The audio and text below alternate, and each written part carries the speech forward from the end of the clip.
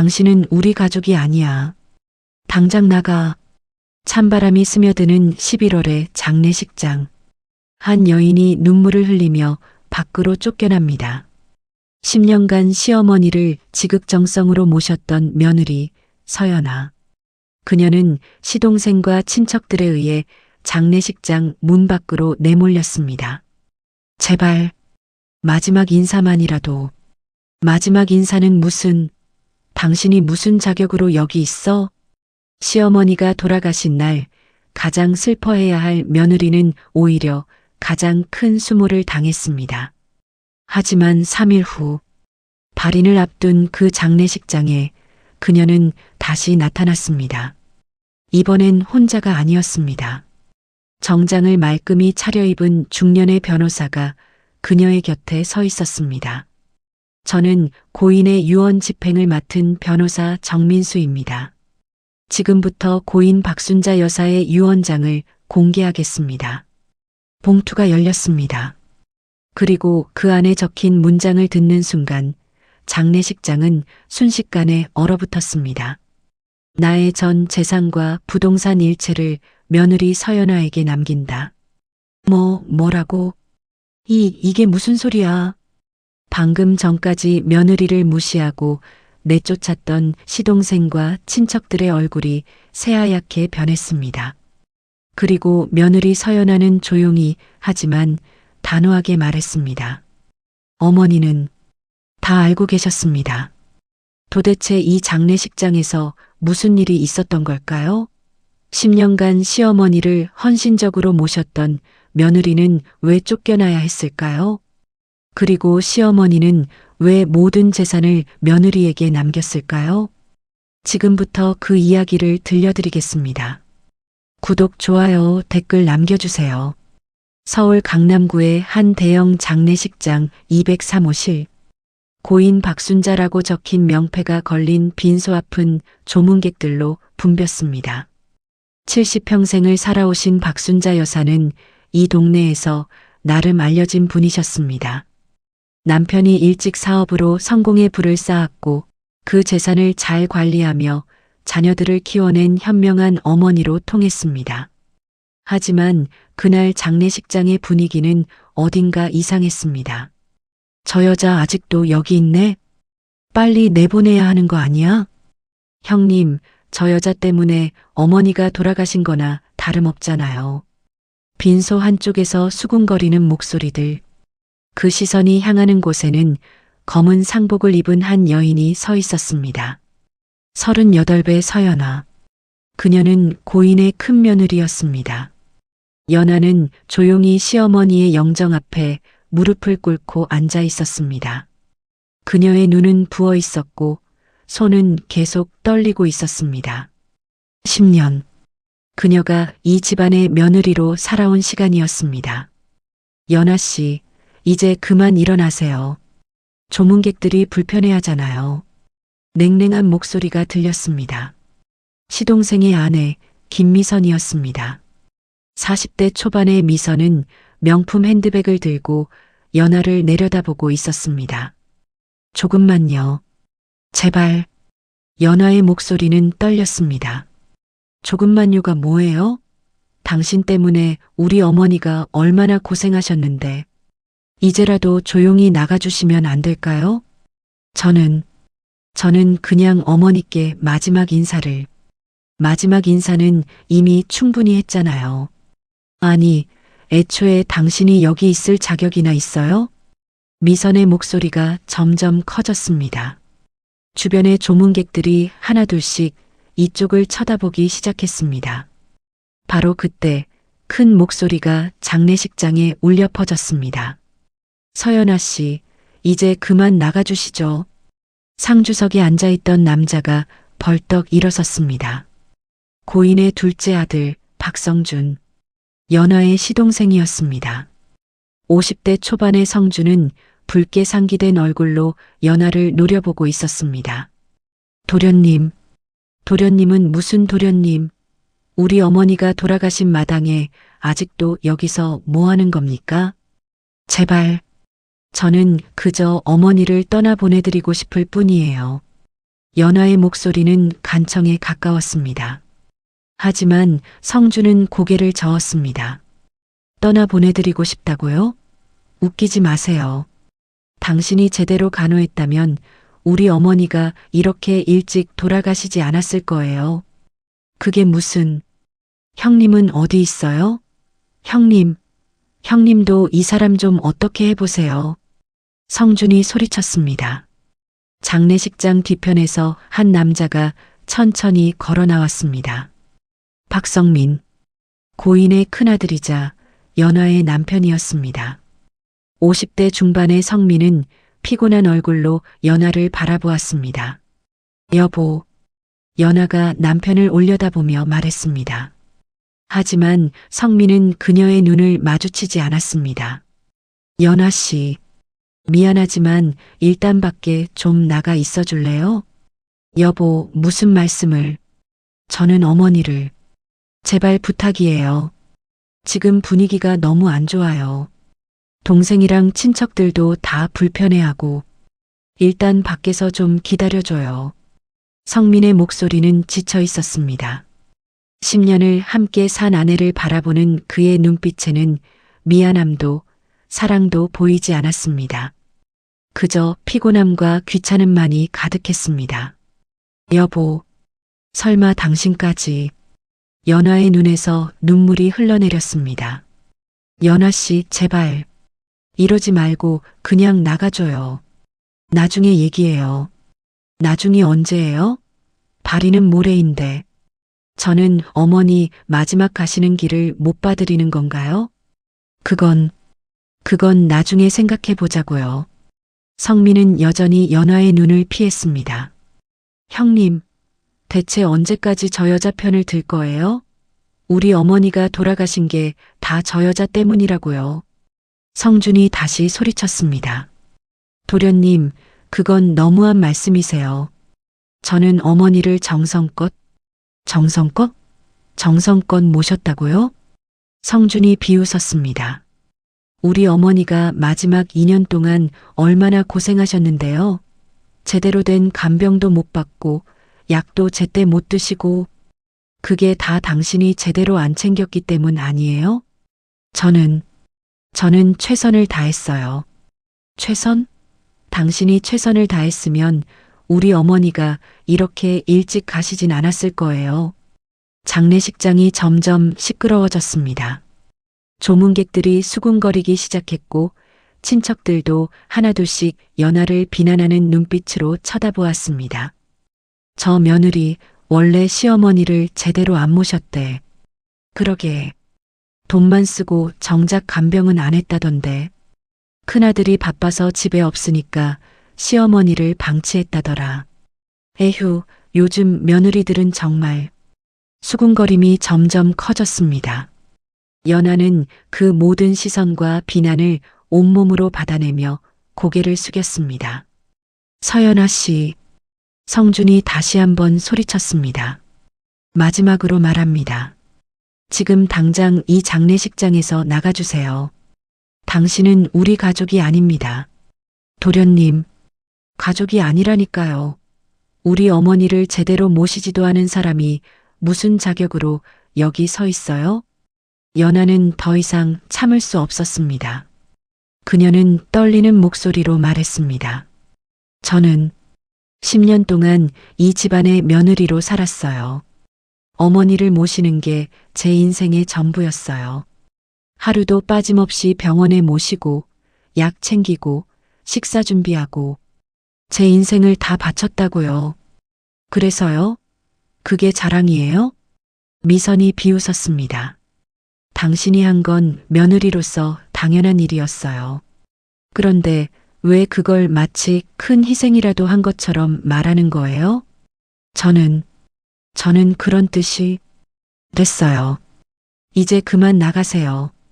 우리 어머니 마지막 가시는 길에 당신 같은 사람은 필요 없어요. 성준이 손을 들어 경비를 불렀습니다. 여기요. 이분 좀 모셔드려 주세요. 도련님, 제발 이러지 마세요. 연하가 무릎을 꿇었습니다. 하지만 성주는 고개를 돌렸습니다. 여보도 가만히 있을 거예요? 저 좀 도와줘요. 연아가 남편 성민을 바라보며 애원했습니다. 하지만 성민은 그저 한숨만 쉬었습니다. 연아 씨, 미안해요. 일단은 동생 말대로 해줘요. 제발. 그 순간 연아의 가슴이 무너져 내렸습니다. 10년을 함께 산 남편. 그 남편조차 자신의 편이 아니었습니다. 경비 2명이 다가왔습니다. 부인, 일어나시죠. 안 돼요. 제발. 저는 그냥 어머니께 마지막 인사만. 부인, 이러시면 저희도 곤란합니다. 경비들이 연아의 팔을 잡았습니다. 놓으세요. 놓으라고요. 연아가 몸부림쳤습니다. 하지만 경비들의 힘을 이길 수는 없었습니다. 안 돼. 어머니. 연아는 시어머니의 영정을 바라보며 소리쳤습니다. 하지만 그 영정은 아무 대답도 하지 않았습니다. 그저 조용히 미소 짓고 있는 흑백 사진만이 그녀를 내려다볼 뿐이었습니다. 어머니, 저는 정말. 연아의 목소리는 점점 작아졌습니다. 그리고 마침내 그녀는 장례식장 밖으로 끌려나갔습니다. 찬바람이 불었습니다. 11월의 차가운 바람이 그녀의 뺨을 때렸습니다. 연아는 장례식장 입구에 주저앉아 눈물을 흘렸습니다. 10년을 바쳐 모셨던 시어머니. 하지만 그 마지막 순간조차 그녀는 함께할 수 없었습니다. 장례식장 안에서는 여전히 조문객들이 오가고 있었습니다. 성준과 미선은 이제 편안한 얼굴로 조문객들을 맞이하고 있었습니다. 마치 방해꾼 하나가 사라져서 다행이라는 듯이 연아는 떨리는 손으로 핸드폰을 꺼냈습니다. 그리고 한 번호를 눌렀습니다. 여보세요. 변호사님이신가요? 저 서연아입니다. 그녀의 목소리는 떨렸지만 어딘가 단호함이 섞여 있었습니다. 어머니께서 남기신 게 있다고 하셨죠? 그걸 확인하고 싶습니다. 전화기 너머로 차분한 남자의 목소리가 들렸습니다. 알겠습니다, 부인. 제가 곧 찾아뵙겠습니다. 연아는 전화를 끊고 장례식장을 바라보았습니다. 그녀의 눈에는 더 이상 눈물이 없었습니다. 대신 그 눈빛에는 어떤 결연함이 서려 있었습니다. 어머니, 저 이제 알겠어요. 어머니께서 왜 그러셨는지. 그녀는 천천히 일어났습니다. 그리고 장례식장을 등지고 걸어갔습니다. 3일 후 그녀는 다시 돌아올 것입니다. 하지만 그때는 혼자가 아닐 것입니다. 이야기는 10년 전으로 거슬러 올라갑니다. 2014년 봄, 서연아는 28배 평범한 회사원이었습니다. 중소기업의 격리부에서 일하던 그녀는 소박하지만 행복한 삶을 살고 있었습니다. 그런 그녀에게 인생의 전환점이 찾아온 것은 어느 봄날이었습니다. 연아야, 오늘 우리 오빠 좀 만나볼래? 대학 동창인 수진이 말했습니다. 수진은 연아의 절친이었고 늘 연아의 결혼을 걱정했습니다. 수진아, 나 소개팅 싫다고 했잖아. 소개팅 아니야. 그냥 밥 한 끼 먹는 거지. 우리 오빠 요즘 혼자 사는데 너무 외로워해. 그리고 오빠 진짜 괜찮은 사람이야. 그래도 제발 한 번만. 내가 언제 부탁한 적 있어? 결국 연아는 수진의 성화에 못 이겨 만남에 응했습니다. 그렇게 만난 사람이 박성민이었습니다. 첫인상은 괜찮았습니다. 48배 성민은 차분하고 신사적인 남자였습니다. 중견 건설회사의 부장으로 일하고 있었고 경제적으로도 안정적이었습니다. 처음 뵙겠습니다. 박성민입니다. 안녕하세요. 서연아라고 합니다. 둘의 만남은 그렇게 시작되었습니다. 처음에 연아는 나이 차이 때문에 걱정했습니다. 20살 차이는 결코 작은 나이 차가 아니었습니다. 하지만 성민은 그녀를 존중해 주었고 배려해 주었습니다. 연아 씨가 부담스러워 하시면 천천히 가도 괜찮습니다. 저는 기다릴 수 있어요.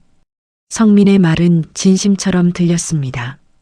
그렇게 6개월이 흘렀습니다. 둘의 관계는 점점 깊어졌고 연아는 성민에게 마음을 열기 시작했습니다. 성민은 자상했고 연아를 아꼈습니다. 비록 젊은 남자들처럼 열정적이진 않았지만 그의 성숙함과 안정감이 연아에게는 매력적으로 느껴졌습니다. 그러던 어느 날 성민이 말했습니다. 연아 씨, 제 어머니를 만나 뵙는 게 어떨까요? 연아의 가슴이 두근거렸습니다. 부모님을 만난다는 것은 결혼을 전제로 한다는 의미였습니다. 제가 가도 될까요? 물론이죠. 어머니도 연아 씨를 꼭 만나보고 싶어 하세요.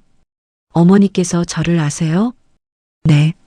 제가 연아 씨 얘기를 많이 했거든요. 성민이 부드럽게 웃었습니다. 그렇게 연아는 시어머니가 될 박순자 여사를 처음 만났습니다. 만남의 장소는 강남의 한 고급 한정식 레스토랑이었습니다.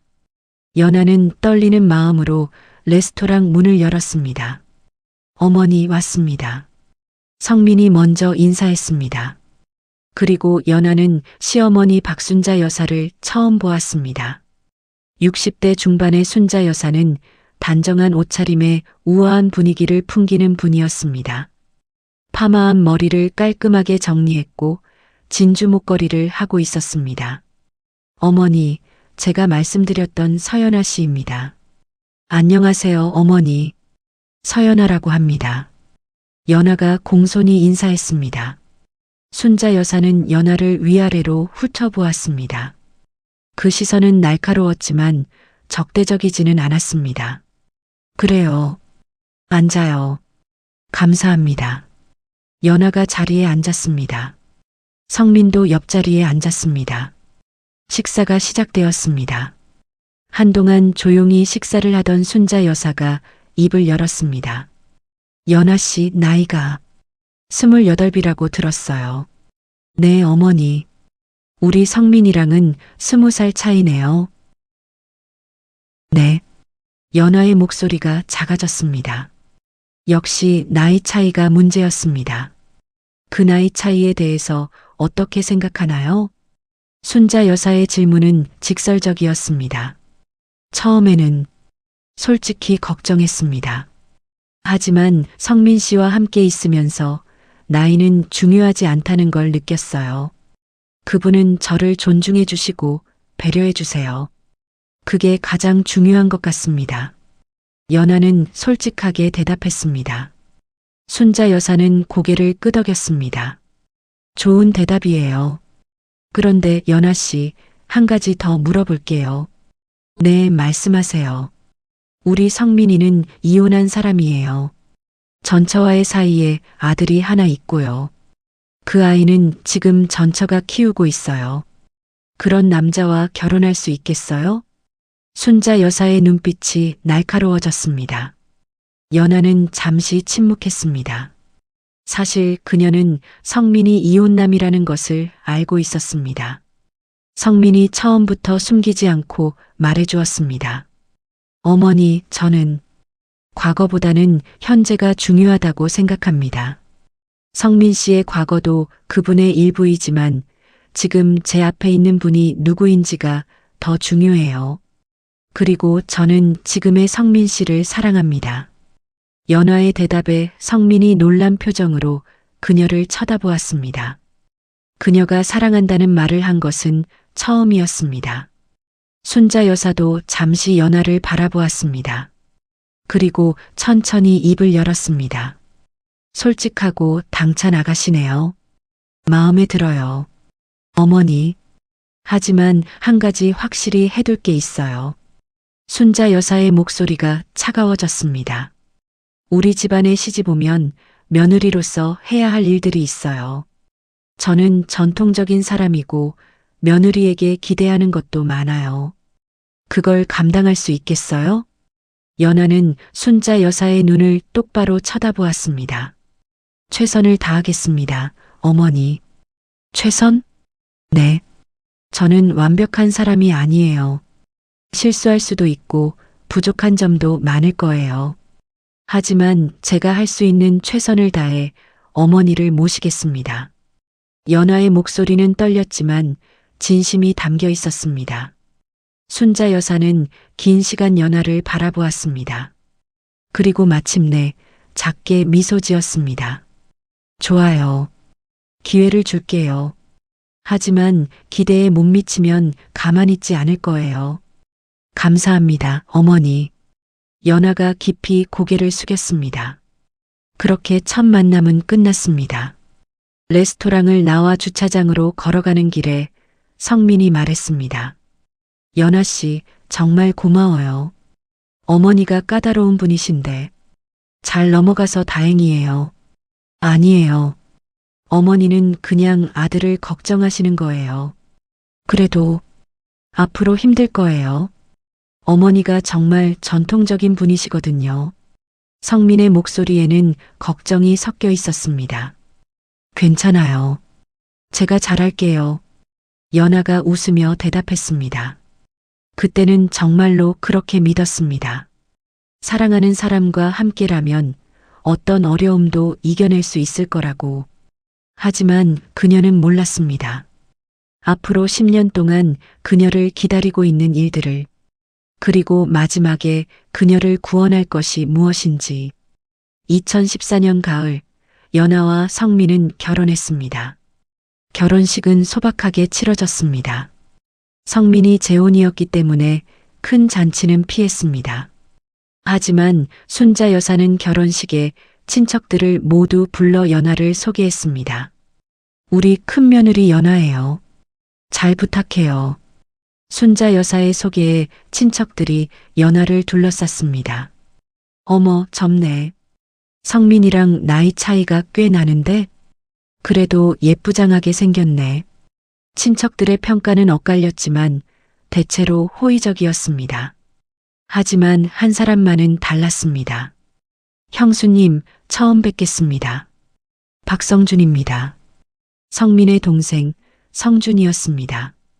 45의 성준은 형과 달리 사업을 하고 있었습니다. 중국과의 무역업을 한다고 했습니다. 아, 도련님. 반갑습니다. 도련님은 무슨, 그냥 편하게 불러주세요. 성준은 웃었지만 그 웃음이 눈까지 닿지 않았습니다. 형수님, 형님 잘 보필해주세요. 형님이 좀 순해서요. 잘못하면 고생할 수도 있어요. 열심히 하겠습니다. 연하는 성준의 말에서 어딘가 가시가 느껴졌습니다. 결혼 후 연하와 성민은 순자 여사와 함께 살기로 했습니다. 순자 여사가 혼자 사시는 것이 걱정되었고 며느리로서 시어머니를 모시는 것이 당연하다고 생각했습니다. 순자 여사는 강남의 30평대 아파트에 살고 있었습니다. 남편이 남긴 재산으로 넉넉하게 생활하고 있었습니다. 연하야, 이제부터 이 집이 내 집이야. 편하게 지내. 순자 여사는 친절하게 말했습니다. 감사합니다, 어머니. 하지만 시집살이는 생각보다 쉽지 않았습니다. 순자 여사는 전통적인 분이었습니다. 며느리에게 기대하는 것도 많았습니다. 연하야, 아침은 7시까지 준비해야 해. 성민이가 출근 준비하려면 그 시간에 먹어야 하거든. 네, 어머니. 그리고 국은 꼭 끓여야 해. 우리 집은 아침마다 국을 먹거든. 알겠습니다. 청소는 매일 해야 하고 빨래는 모아서 하지 말고 매일매일 해. 집안이 깨끗해야 기운이 좋아지는 거야. 네, 어머니. 연하는 모든 것을 받아들였습니다. 처음엔 힘들었지만 점점 익숙해졌습니다. 하지만 순자 여사의 요구는 점점 늘어났습니다. 연하야, 오늘 저녁은 김치찌개 말고 된장찌개 해줄래? 나 요즘 김치찌개가 좀 물려. 네, 어머니. 아, 그리고 반찬도 좀 새로 만들어야겠다. 시장 좀 다녀올래? 지금요? 응. 지금 가면 저녁 준비하기 딱 좋을 것 같은데. 연아는 회사에서 퇴근한 지 30분밖에 안 됐습니다. 피곤했지만 거절할 수 없었습니다. 알겠습니다. 다녀올게요. 이런 일이 반복되었습니다. 성민은 회사 일로 바빴습니다. 아침 일찍 나가서 밤늦게 돌아왔습니다. 집안일은 모두 연아의 몫이었습니다. 여보, 좀 도와줄 수 있어요? 어느 주말 연아가 성민에게 말했습니다. 미안해, 연아야. 나도 피곤해서 좀 쉬게 해줘. 하지만 저도 일주일 내내 회사 다녀왔어요. 주말에라도 같이 집안일 좀. 알았어, 알았어. 나중에 할게. 하지만 나중은 오지 않았습니다. 성민은 주말이면 골프를 가거나 친구들을 만났습니다. 집안일은 여전히 연아의 몫이었습니다. 그리고 순자 여사는 점점 더 많은 것을 요구했습니다. 연아야, 요즘 내가 좀 게으른 것 같아. 네. 청소를 보니까 구석구석이 안 돼 있더라. 며느리가 집안을 깨끗하게 관리해야지. 죄송합니다, 어머니. 제가 좀 더 신경 쓰겠습니다. 그리고 음식도 좀. 예전만 못한 것 같아. 성의가 안 느껴져. 최선을 다하고 있습니다. 최선? 최선을 다하는 게 그 정도야? 순자 여사의 목소리가 차가워졌습니다. 연아는 아무 말도 할 수 없었습니다. 그렇게 1년이 지났습니다. 연아는 점점 지쳐갔습니다. 회사 일과 집안일을 병행하는 것이 너무 힘들었습니다. 하지만 불평할 수 없었습니다. 며느리로서 해야 할 일이라고 생각했습니다. 그러던 어느 날 순자 여사가 쓰러졌습니다. 어머니, 연아가 소리쳤습니다. 순자 여사는 거실에서 의식을 잃고 쓰러져 있었습니다. 119요.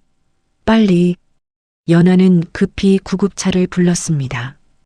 병원에서의 진단 결과는 충격적이었습니다. 당뇨병이 상당히 진행됐습니다. 그리고 심장도 좋지 않아요. 지금까지 관리를 안 하셨나요? 의사의 말에 성민과 성준, 그리고 연아는 충격을 받았습니다. 어머니가 당뇨가 있으신 줄 몰랐어요. 성민이 말했습니다. 몰랐다니요? 정기검진을 안 받으셨어요? 어머니가 병원 가는 걸 싫어하셔서. 에휴, 이제라도 알았으니 다행이에요. 앞으로 철저히 관리해야 합니다. 식단 조절도 중요하고 약도 꾸준히 드셔야 해요. 의사의 말에 연아는 고개를 끄덕였습니다. 제가 잘 챙기겠습니다. 그날부터 연아의 삶은 더욱 바빠졌습니다. 순자 여사의 식단을 관리하고 약을 챙기고 병원 진료에 모시고 다녔습니다. 회사 일과 병행하는 것이 쉽지 않았지만 연아는 불평하지 않았습니다. 연아야, 고마워. 내가 없었으면 어쩔 뻔했어. 순자 여사가 어느 날 말했습니다. 아니에요, 어머니. 제가 해야 할 일이에요. 정말 고마워. 넌 좋은 며느리야. 그 말을 듣는 순간 연아는 모든 피로가 사라지는 것 같았습니다. 순자 여사가 자신을 인정해 준 것 같아서 행복했습니다. 하지만 그 행복은 오래가지 않았습니다. 2016년 순자 여사의 건강은 급격히 나빠졌습니다. 당뇨병은 악화되었고 심장도 점점 약해졌습니다. 거기에 관절염까지 심해져서 혼자 걷는 것도 힘들어했습니다. 어머니, 제가 부축해 드릴게요. 고마워, 연아야. 순자 여사의 목소리는 예전과 달리 약해져 있었습니다. 연아는 회사를 그만두기로 결심했습니다. 시어머니를 제대로 돌보려면 풀타임으로 일할 수 없었습니다. 여보, 제가 회사를 그만두려고요. 뭐? 왜? 성민이 놀라서 물었습니다. 어머니를 제대로 돌봐드려야 할 것 같아서요. 회사 다니면서는 힘들어요. 하지만 수입이 괜찮아요. 우리 저축도 있고 여보 월급도 있잖아요. 그리고 어머니가 더 중요해요. 성민은 잠시 고민하다가 고개를 끄덕였습니다. 알았어. 내가 그렇게 하고 싶다면. 연하는 회사를 그만두고 온전히 시어머니 간병에 전념했습니다. 아침에 일어나면 가장 먼저 순자 여사의 방으로 갔습니다. 어머니, 주무셨어요? 연아야, 어젯밤에 잠을 잘 못 잤어. 왜요? 어디 불편하세요? 다리가 너무 아파서. 연아는 순자 여사의 다리를 주물러 드렸습니다. 때로는 1시간 넘게 마사지를 해드렸습니다. 어머니, 이제 좀 나으세요? 응. 고마워, 연아야. 아침 식사를 준비하고 약을 챙기고 혈당을 체크했습니다. 그리고 병원 진료가 있는 날이면 순자 여사를 모시고 병원에 갔습니다. 연아 씨, 정말 대단하시네요. 이렇게 극진히 모시는 분 처음 봐요. 병원 간호사가 말했습니다. 아니에요. 제가 해야 할 일인걸요. 그래도 쉽지 않으실 텐데. 대단해요. 하지만 대단한 게 아니었습니다. 연아는 그저 해야 할 일을 하고 있을 뿐이었습니다. 2017년 순자 여사는 심장 수술을 받아야 했습니다. 수술이 필요합니다. 지금 안 하면 위험해요. 의사의 말에 가족들이 모였습니다. 형님, 어떻게 할까요? 성준이 물었습니다. 수술을 해야지. 의사 선생님이 필요하다고 하는데. 하지만 어머니 연세도 있으시고 수술이 위험할 수도 있잖아요. 그래도 해야 해. 안 하면 더 위험하다잖아. 결국 수술을 하기로 결정했습니다. 수술 당일 연아는 하루 종일 수술실 밖에서 기다렸습니다. 연아야, 좀 쉬어. 내가 여기 있을게. 성민이 말했지만 연아는 고개를 저었습니다. 괜찮아요. 제가 여기 있을게요. 5시간의 긴 수술 끝에 순자 여사는 무사히 수술실에서 나왔습니다. 수술은 성공적이었습니다. 하지만 회복에 시간이 걸릴 거예요. 의사의 말에 연아는 안도의 한숨을 쉬었습니다. 그날부터 연아의 진짜 간병이 시작되었습니다. 중환자실에 있는 순자 여사를 하루에도 몇 번씩 찾아갔습니다. 면회 시간이 제한되어 있었지만 연아는 가능한 모든 시간을 병원에서 보냈습니다. 어머니, 제가 왔어요. 연아야. 순자 여사의 목소리는 가늘었습니다. 힘내세요, 어머니. 금방 나으실 거예요. 고마워. 2주 후 순자 여사는 중환자실에서 일반 병실로 옮겼습니다.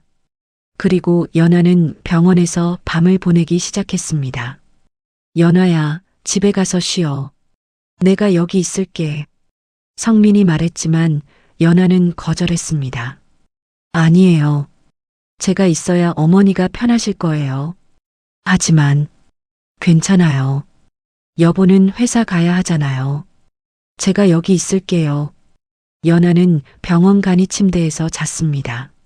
아니, 잤다기보다는 눈만 붙였습니다.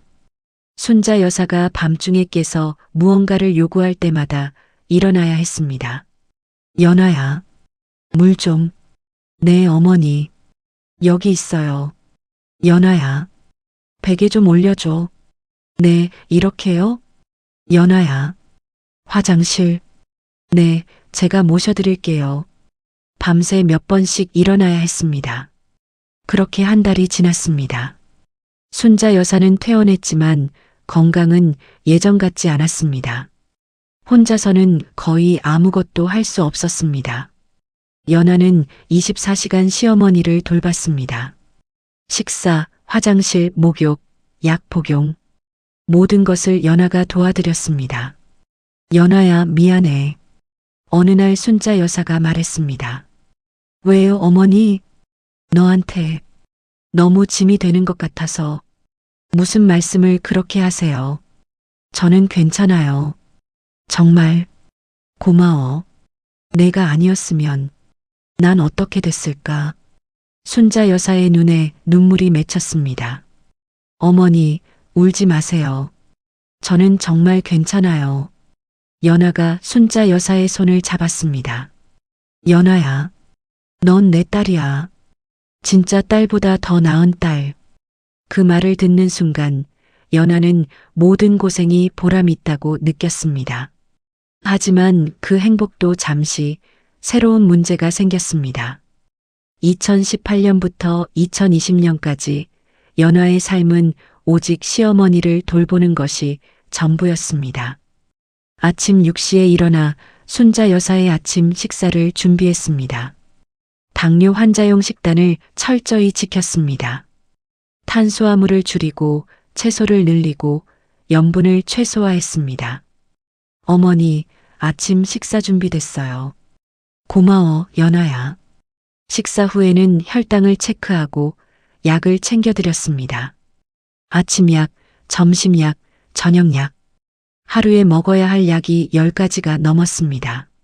어머니, 이 약은 식후에 드셔야 해요. 알았어.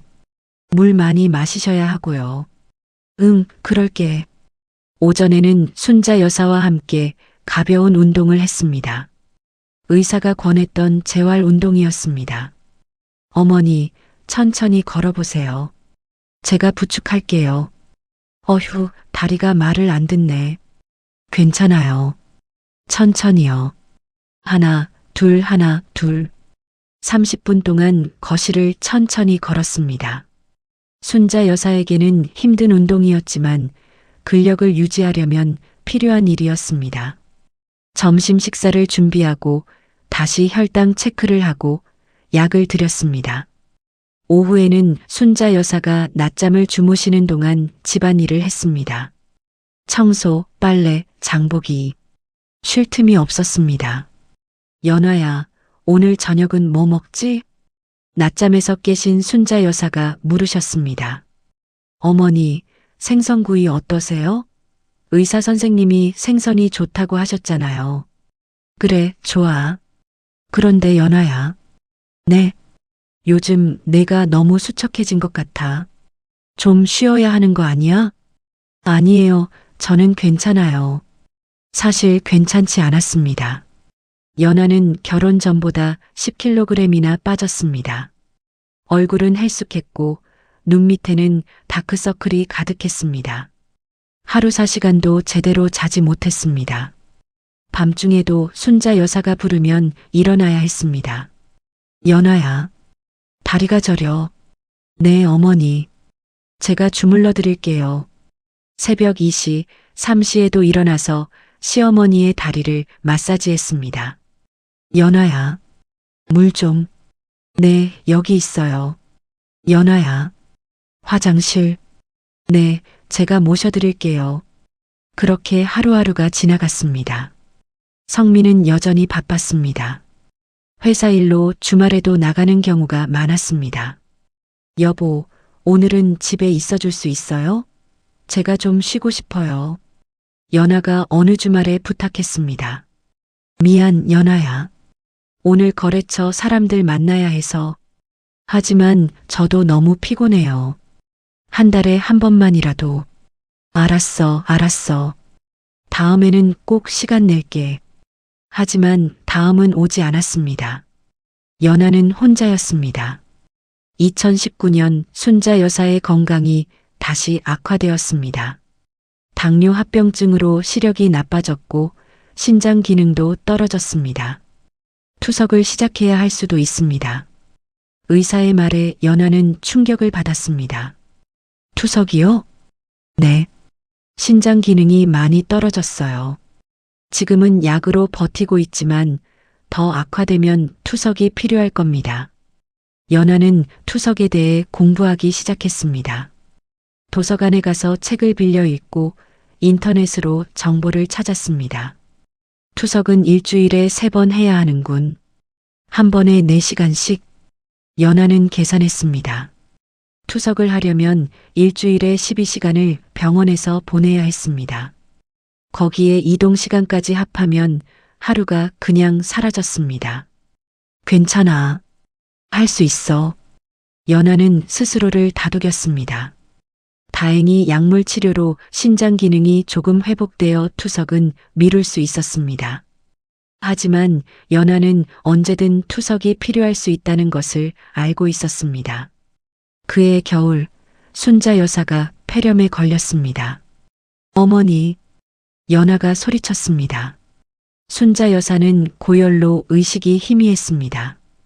119요. 빨리요. 구급차로 병원에 실려갔습니다. 중환자실에 입원시켜야겠습니다.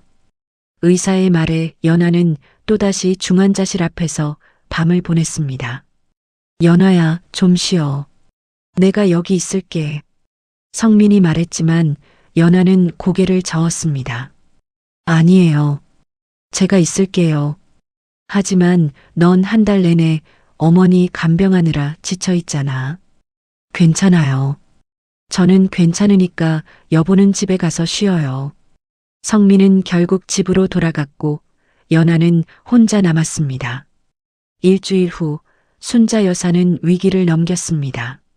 하지만 몸은 더욱 약해졌습니다. 이제는 침대에서 일어나는 것조차 힘들어했습니다. 연아야, 미안해. 무슨 말씀을 그렇게 하세요, 어머니. 난 너한테 짐만 되는 것 같아. 아니에요. 저는 어머니가 나아지시는 게 가장 중요해요. 연아는 순자 여사의 손을 꼭 잡았습니다. 2020년 코로나19가 시작되었습니다. 병원 방문이 제한되었고 모든 것이 어려워졌습니다. 연아야, 병원에 못 가면 어떡해. 괜찮아요, 어머니.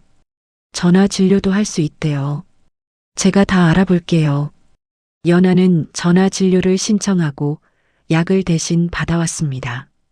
그리고 순자 여사가 외부와 접촉하지 않도록 더욱 철저히 관리했습니다. 어머니, 손 소독제로 손 좀 씻으세요. 알았어. 마스크도 꼭 쓰시고요. 집안에서도? 네, 혹시 모르니까요. 연아 자신도 외출을 최소화했습니다. 장을 보러 갈 때도 마스크를 2개씩 쓰고 돌아와서는 옷을 모두 갈아입고 샤워를 했습니다.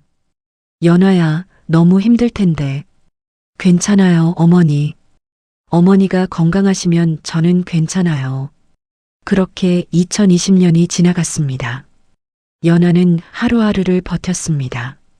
가끔 거울을 보면 자신이 낯설었습니다. 35의 연아는 마치 45처럼 보였습니다. 주름이 늘었고 흰머리도 보이기 시작했습니다. 나 괜찮은 걸까? 가끔 그런 생각이 들었습니다. 하지만 곧 고개를 저었습니다. 아니야. 나는 괜찮아. 어머니가 더 중요해. 그리고 다시 시어머니의 방으로 향했습니다. 어머니, 약 드실 시간이에요. 고마워, 연아야. 순자 여사의 미소를 보며 연아는 다시 힘을 냈습니다. 하지만 그녀는 몰랐습니다. 곧 더 큰 시련이 다가오고 있다는 것을. 2021년 봄 박성준이 집으로 돌아왔습니다. 형님, 형수님 다녀왔습니다. 성준은 큰 가방을 들고 현관문을 열었습니다. 그의 아내 김미성과 딸 지혜도 함께였습니다. 성준아. 언제 왔어? 성민이 반갑게 맞이했습니다. 오늘 도착했어요. 형님, 오랜만이에요. 성준은 중국에서 무역업을 하고 있었습니다. 3년 동안 중국에 머물며 사업을 했습니다.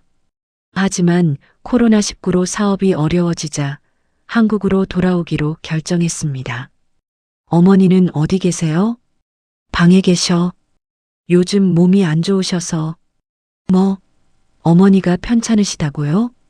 성준이 놀란 표정으로 물었습니다. 응. 2년 전부터 많이 안 좋아지셨어. 왜 말씀 안 하셨어요? 너한테 걱정 끼치기 싫으셔서. 어머니가 말하지 말라고 하셨어. 성준은 급히 순자 여사의 방으로 달려갔습니다. 어머니. 어머, 성준아. 우리 성준이 왔구나. 순자 여사는 침대에 누워 있었습니다. 3년 만에 보는 어머니는 많이 늙어 있었습니다. 어머니, 왜 이렇게까지? 성준의 목소리가 떨렸습니다. 괜찮아, 성준아. 나이 들면 다 이런 거야. 형수님은 뭐 하신 거예요? 어머니를 이렇게 되도록. 성준이 연하를 노려보았습니다.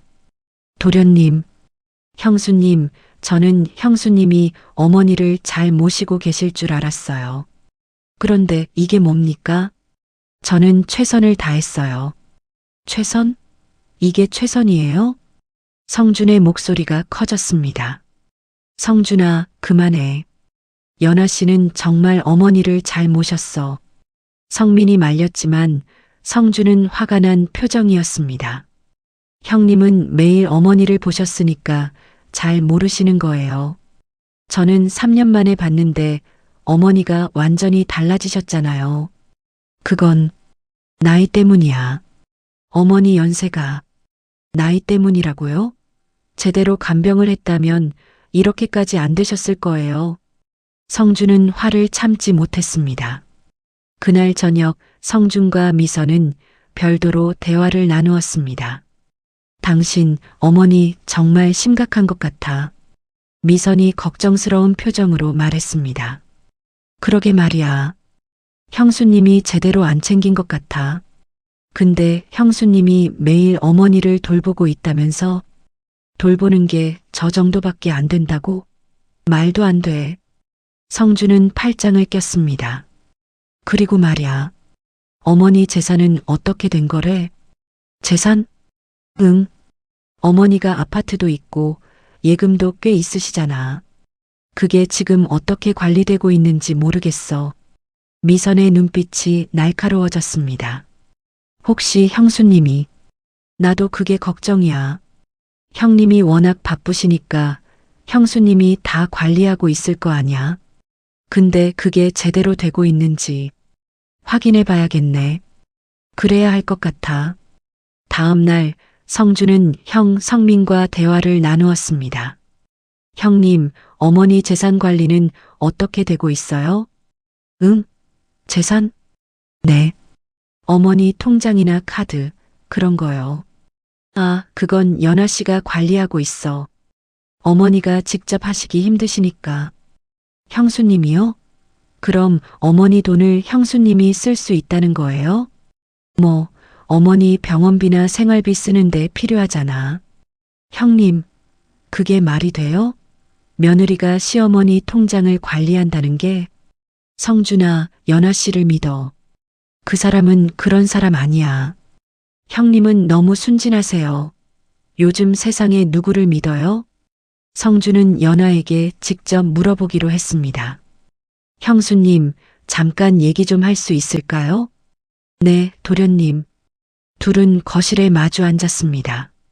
형수님, 어머니 재산 관리는 어떻게 하고 계세요? 어머니 병원비랑 생활비는 어머니 통장에서 쓰고 있어요. 매달 내역을 정리해서 도련님께 보여드릴 수 있어요. 연아는 차분하게 대답했습니다. 내역이요? 그럼 지금 보여주실 수 있어요? 네, 잠시만요. 연아는 방에서 가계부를 가져왔습니다. 그녀는 3년 동안 순자 여사의 모든 지출을 기록해왔습니다. 여기 있어요. 병원비, 약값, 식비, 생활비 모두 기록되어 있어요. 성준은 가계부를 넘겨보았습니다. 정말로 모든 것이 꼼꼼하게 기록되어 있었습니다. 심지어 영수증까지 모두 붙여놓았습니다. 성준은 할 말이 없었습니다. 연아가 제대로 관리하고 있었습니다. 그런데 형수님, 어머니 병원비가 좀 많이 나가는 것 같은데요? 어머니 건강이 안 좋으셔서 병원을 자주 가셔야 해요. 이렇게 자주 가야 하나요? 의사 선생님이 권하신 거예요. 정기 검진도 해야 하고 약도 받아야 하고. 하지만 이건 좀 과하지 않아요? 한 달에 100만 원씩이나. 도련님, 어머니 건강이 우선이에요. 돈은 나중에 벌 수 있지만 건강은. 알았어요. 근데 형수님은 돈을 하나도 안 쓰세요? 제 개인적인 지출은 제 돈으로 써요. 어머니 돈은 절대 안 건드려요. 연화의 대답은 단호했습니다. 성주는 더 이상 따질 게 없었습니다. 하지만 그는 여전히 연화가 마음에 들지 않았습니다.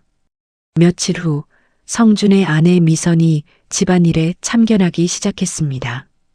형수님, 청소 좀 제대로 하시는 게 어때요? 구석구석 먼지가 쌓였는데요. 죄송해요. 어머니 간병하느라 손이 안 닿았어요. 어머니 간병하는 게 청소 안 할 핑계가 돼요? 며느리면 당연히 집안을 깨끗하게 유지해야죠. 최선을 다하겠습니다. 그리고 어머니 식사도 너무 간소한 것 같아요. 어머니가 좋아하시는 음식 안 해드려요? 어머니는 당뇨 환자세요. 의사 선생님이 식단 조절하라고. 그래도 가끔은 어머니가 좋아하시는 거 해드려야죠. 맨날 똑같은 반찬만 드시면 어머니가 얼마나 지루하시겠어요. 미선의 잔소리는 끝이 없었습니다. 연하는 참았습니다. 하지만 점점 더 힘들어졌습니다. 이제 시어머니만 돌보는 게 아니라 시동생 부부의 눈치까지 봐야 했습니다. 연하야, 힘들지? 어느 날 성민이 물었습니다. 괜찮아요. 미안해. 성준이가 좀 그래. 내가 말할게.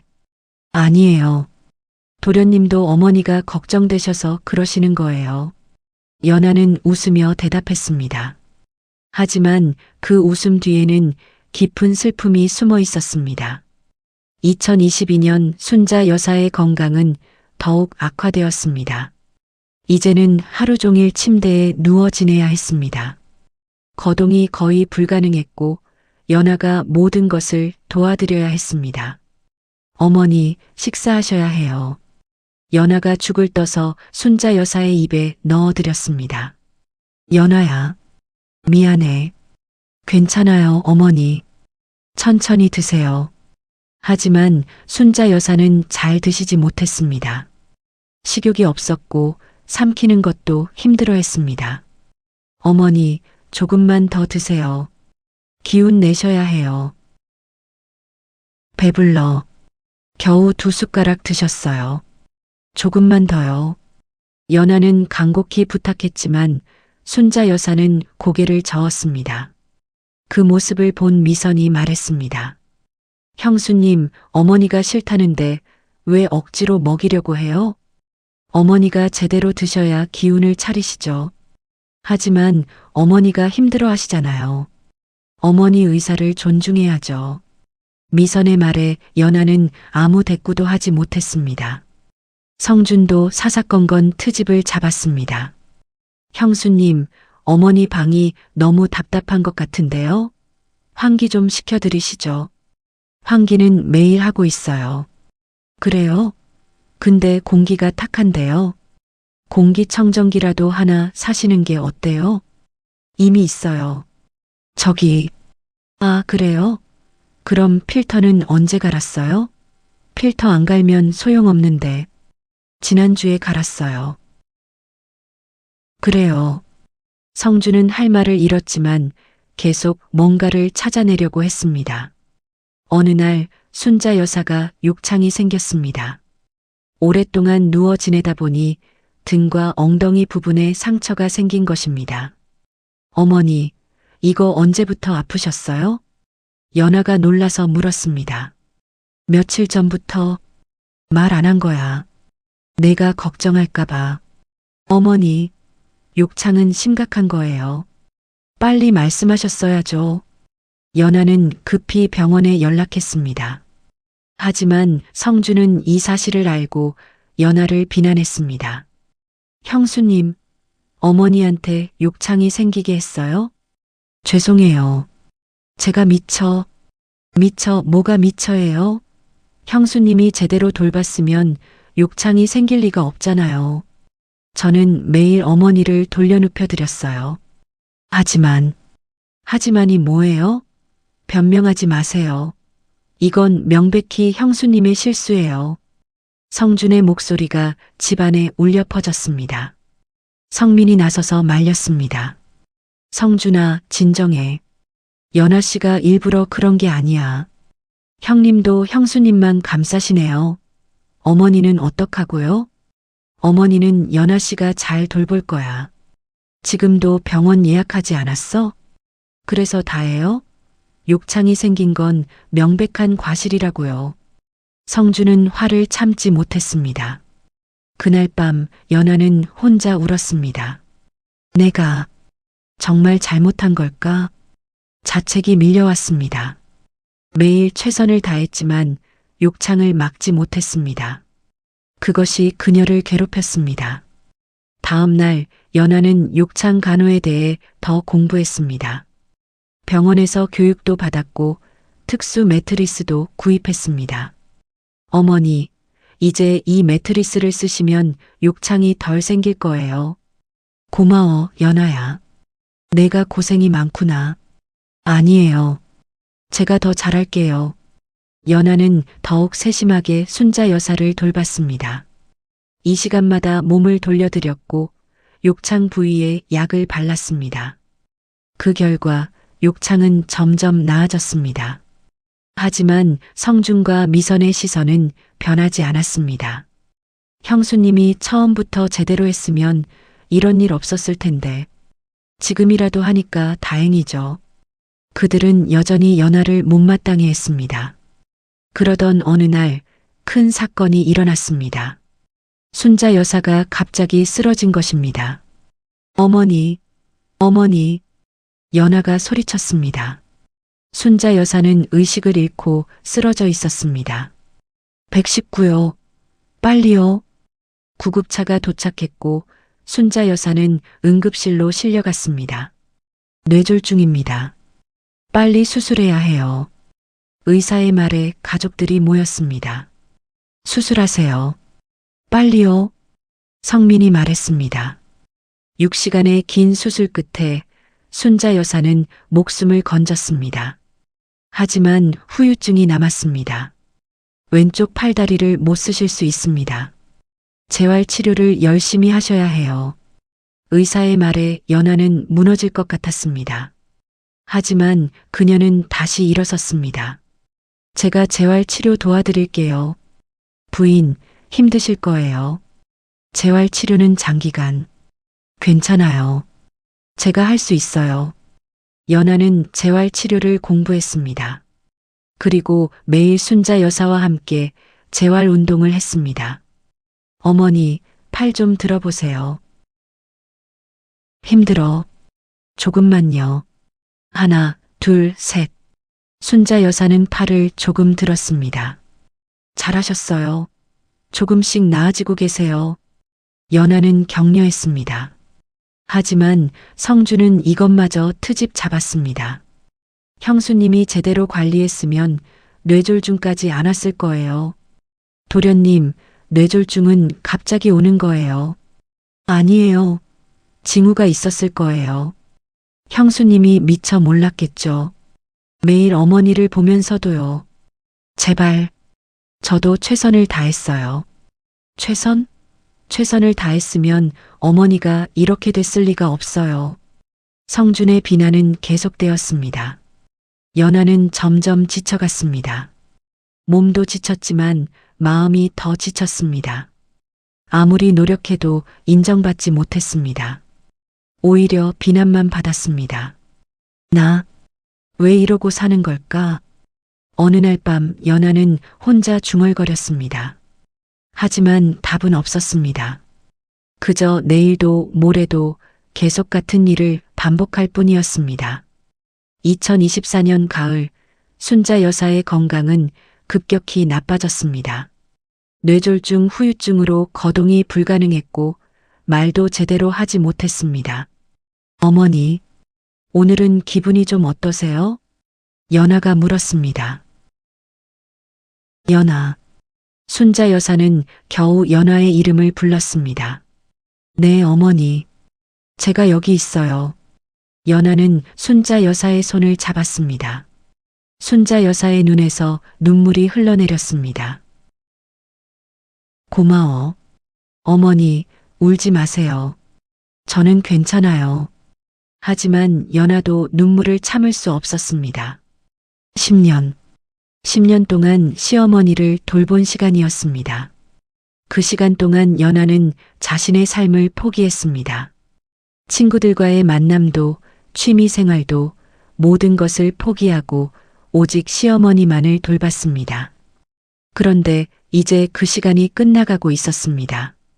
어머니, 제발 힘내세요. 연아의 목소리가 떨렸습니다. 10월 어느 날 순자 여사가 연아를 불렀습니다. 연아야, 가까이. 네, 어머니.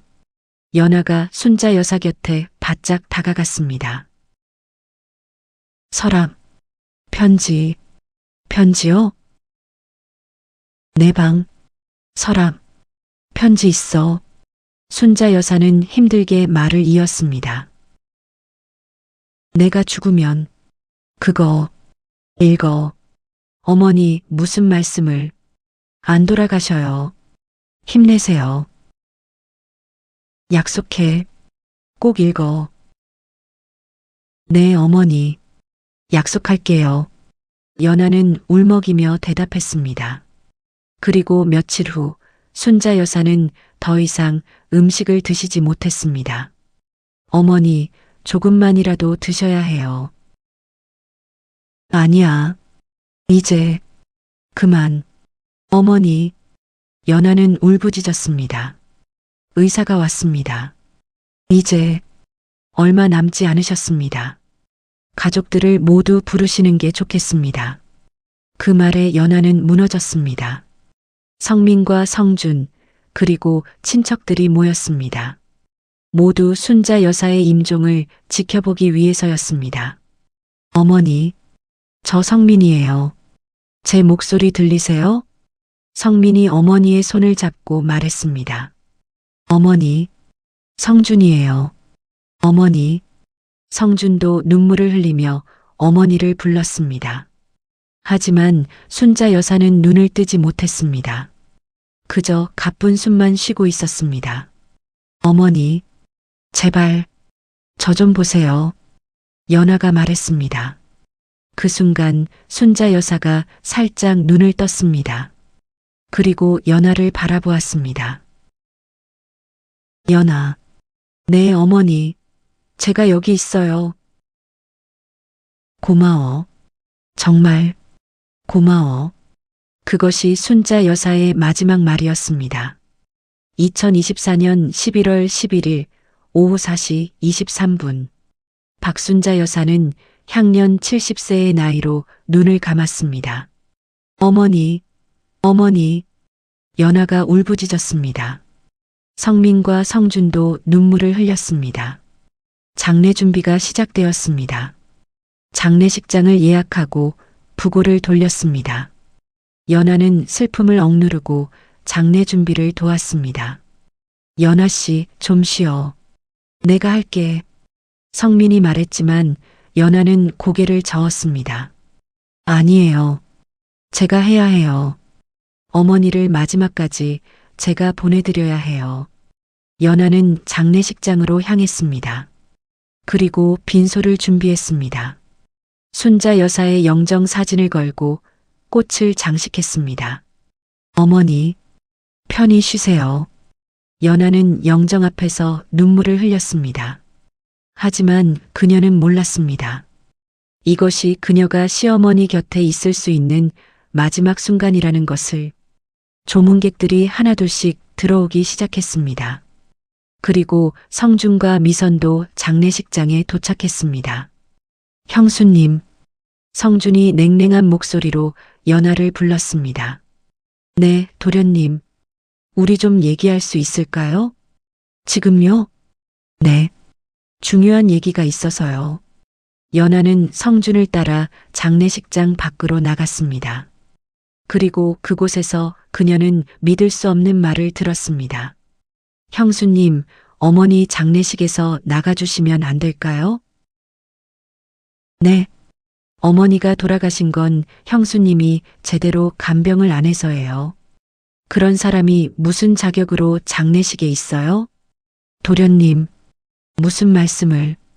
형수님, 제발 부탁이에요. 조용히 나가주세요.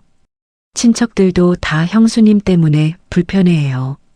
성준의 말에 연하는 할 말을 잃었습니다. 도련님, 저는 10년 동안 뭘 했어요? 어머니를 제대로 돌보지도 못하고. 그건 됐어요. 나가주세요. 이게 마지막 부탁이에요. 성준은 돌아섰습니다. 연하는 그 자리에 서 있었습니다. 믿을 수가 없었습니다. 10년을 바쳐 시어머니를 돌봤는데 이게 그녀가 받는 대우였습니다. 그리고 그날 저녁 그녀는 장례식장에서 쫓겨났습니다. 그날 저녁 7시 장례식장은 조문객들로 붐볐습니다. 연하는 빈소 옆에 조용히 앉아 시어머니의 영정을 바라보고 있었습니다. 10년 동안 함께했던 시어머니, 이제는 흑백 사진으로만 남은 그분을 보며 연하는 눈물을 삼켰습니다. 저 여자 아직도 저기 있네. 어디선가 속삭이는 소리가 들렸습니다. 그러게, 뻔뻔하게 며느리가 시어머니를 제대로 못 돌봐서 돌아가셨다던데. 에휴, 요즘 며느리들은. 조문객들의 수군거림이 연하의 귀에 들렸습니다. 연하는 고개를 숙였습니다. 바로 그때 성준이 다가왔습니다. 형수님, 네, 도련님. 아까 말씀드린 거 생각해 보셨어요? 도련님, 제발, 어머니 마지막 가시는 길에 저도 함께하고 싶어요. 안 됩니다. 형수님이 여기 계시면 다들 불편해해요. 하지만, 형수님, 성준의 목소리가 커졌습니다. 주변의 조문객들이 이쪽을 쳐다보기 시작했습니다. 왜 저렇게 소리를 질러? 무슨 일이래? 며느리랑 시동생이 싸우나 봐. 미선도 다가왔습니다. 형수님, 제발 우리 부탁 들어주세요. 조용히 나가시면 안 돼요? 저는 그저 어머니는 이제 하늘나라에 계세요. 형수님이 여기 있어봤자 어머니가 편하실 것 같아요? 미선의 말은 날카로웠습니다. 형수님 때문에 어머니가 고생하시다 가셨는데 이제라도 조용히 해드리는 게 도리 아닐까요? 저는 최선을 다했어요. 연하의 목소리가 떨렸습니다. 최선요? 욕창 생기게 하고 뇌졸중 오게 하고 그게 최선이에요? 성준이 비웃었습니다. 도련님, 그건 됐어요. 더 이상 듣고 싶지 않아요. 성준이 손을 들었습니다. 경비 좀 불러주세요. 도련님, 제발. 연하가 매달렸습니다. 하지만 성준은 외면했습니다. 성민이 다가왔습니다. 성준아, 이건 너무 심한 거 아니야? 형님, 이건 우리 가족 문제예요. 형님은 빠지세요. 하지만 연하 씨는 내 아내야. 그리고 10년 동안 어머니를 돌봤어. 그래서요? 그게 자랑이에요? 어머니를 제대로 돌봤으면 이렇게 일찍 돌아가시진 않았을 거예요. 성준아, 형님도 형수님만 편들지 마세요. 친척들 다 뭐라고 하는지 아세요? 성준의 말에 성민은 입을 다물었습니다. 정말로 친척들이 수군거리고 있었습니다. 큰 며느리가 시어머니를 제대로 안 돌봤대. 그러게, 욕창도 생기게 하고. 에휴, 요즘 젊은 사람들은 효심이 없어. 친척들의 시선이 모두 연하에게 쏠렸습니다. 차갑고 비난하는 시선들이었습니다. 연하는 그 시선들을 견딜 수 없었습니다. 여보, 저 좀 도와줘요. 연하가 남편 성민을 바라보며 애원했습니다. 하지만 성민은 고개를 돌렸습니다. 연하 씨, 미안해. 일단은 동생 말대로 해줘. 여보, 제발 부탁이야. 나중에 다시 얘기하자. 성민의 목소리는 지쳐 있었습니다. 그 순간 연하는 깨달았습니다. 남편도 자신의 편이 아니라는 것을. 경비 2명이 다가왔습니다. 부인, 일어나시죠. 안 돼요. 제발. 저는 그냥 어머니께. 부인, 이러시면 저희도 곤란합니다. 경비들이 연화의 팔을 잡았습니다. 놓으세요. 놓으라고요. 연화가 몸부림쳤습니다. 조문객들이 술렁이기 시작했습니다. 저게 뭐 하는 거야? 며느리가 장례식장에서 난동을 부리네. 에휴, 끝까지 민폐네. 연하는 시어머니의 영정을 바라보며 소리쳤습니다. 어머니, 어머니, 저는 정말 최선을 다했어요. 하지만 영정 속의 시어머니는 아무 대답도 하지 않았습니다. 그저 조용히 미소 짓고 있을 뿐이었습니다. 어머니, 제발, 저 좀 여기 있게 해주세요. 연하의 목소리는 점점 작아졌습니다. 경비들은 연하를 끌고 장례식장 밖으로 나갔습니다. 놓으세요. 놓으라고요. 하지만 연하의 저항은 무의미했습니다. 마침내 그녀는 장례식장 밖으로 끌려 나왔습니다. 문이 닫혔습니다. 연하는 장례식장 입구에 주저앉았습니다. 11월의 차가운 바람이 그녀의 뺨을 때렸습니다. 눈물이 멈추지 않았습니다. 어머니, 어머니. 그녀는 울부짖었습니다. 10년을 바쳐 모셨던 시어머니. 하지만 그 마지막 순간조차 그녀는 함께할 수 없었습니다. 주변 사람들이 그녀를 쳐다보았습니다. 하지만 아무도 다가오지 않았습니다. 그저 불쌍하다는 듯 혹은 비난하는 듯한 시선만 보낼 뿐이었습니다. 연하는 떨리는 손으로 핸드폰을 꺼냈습니다. 수진에게 전화를 걸었습니다. 대학 때부터의 친구, 그녀를 성민과 소개시켜준 바로 그 친구였습니다. 여보세요? 수진아. 연하야. 무슨 일이야? 목소리가 왜 그래? 수진아. 나. 연하는 울음을 터뜨렸습니다. 연하야. 무슨 일이야? 지금 어디야? 장례식장. 나. 쫓겨났어. 뭐? 쫓겨났다고? 수진의 목소리가 높아졌습니다. 시동생이 날 내쫓았어. 어머니 장례식에서. 미쳤나? 그게 무슨 소리야? 수진아. 나 어떡하지? 연하는 더 이상 말을 잇지 못했습니다. 연하야, 지금 가볼게. 어느 장례식장이야? 수진이 급히 물었습니다.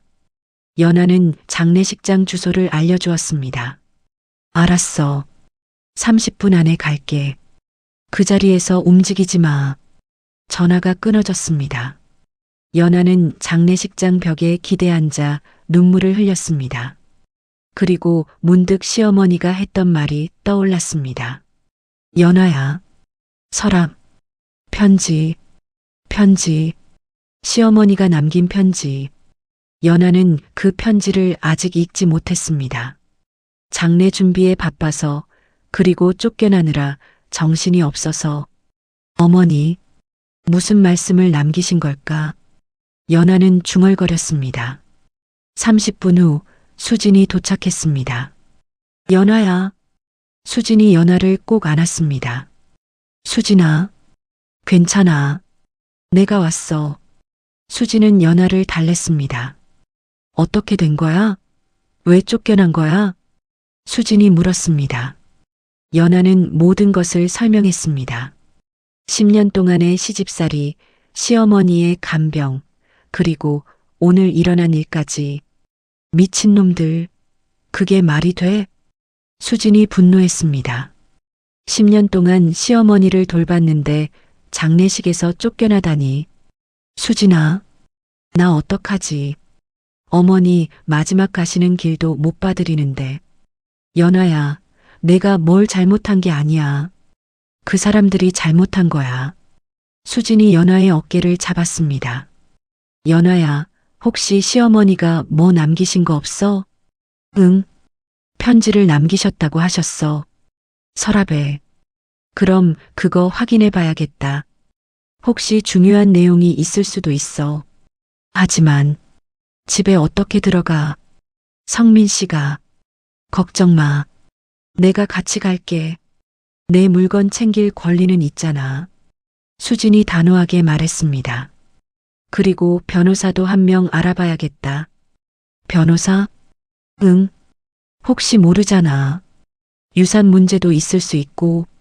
유산? 나는 유산 같은 거 바라지 않아. 그냥 어머니를. 연아야, 내가 10년 동안 헌신한 거에 대한 정당한 대가를 받아야 해. 그게 시어머니의 뜻일 수도 있어.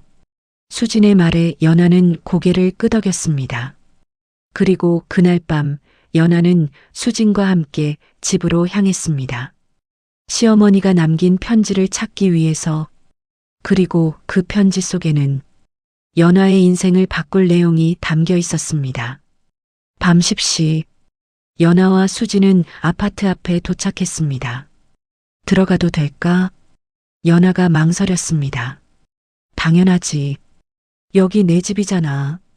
10년 동안 산 집이고. 수진이 연아의 등을 떠밀었습니다.